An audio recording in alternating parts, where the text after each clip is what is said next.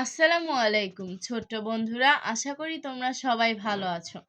আজকে আমি তোমাদের শরীরের কিছু অংশের নাম শেখাবো এবং এটি হলো তার তৃতীয় পর্ব এবং শেষ পর্ব। তোমরা মনোযোগ দিয়ে শুনবে। বিসমিল্লাহির রহমানির রহিম। মাই আই অ্যান্ড নোজ, আমার চোখ ও নাক। Eyebrow, E Y E B R O W, eyebrow. Eyebrow অর্থ Bru.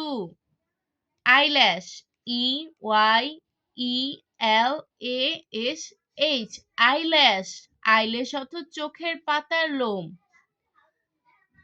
People, P U P I L, pupil. Pupil অর্থ চোখের মণি। Eyelid, E Y E L I D, eyelid. Eyelid অর্থ চোখের পাতা। নস্ট্রাল, NOSTRIL, নস্ট্রাল অর্থ নাসারন্ধ্র। My arm and hand, আমার বাহু ও হাত।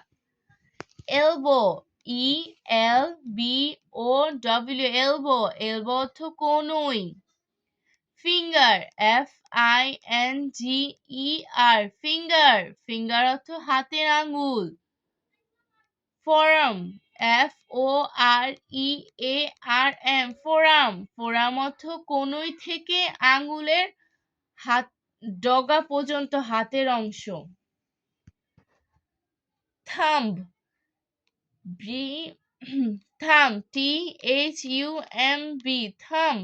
থাম্ব অর্থ বৃদ্ধাঙ্গুল। প্লাম, PALM, হাতের তালু। রিস্ট, WRIST, রিস্ট অর্থ কবজি। নেল, NAIL, নেল অর্থ নখ। নাকল, KNUCKLE, নাকল অর্থ আঙ্গুলের গাঁট। আমি আবারও পড়ছি, তোমরা মনোযোগ দিয়ে শোনো।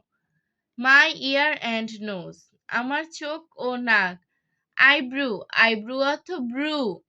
আইল্যাশ অর্থ চোখের পাতার লোম। পিপল অর্থ চোখের মণি। আইলিড অর্থ চোখের পাতা। নোস্ট্রেল অর্থ নাসারন্ধ্র। এলবো অর্থ কনুই।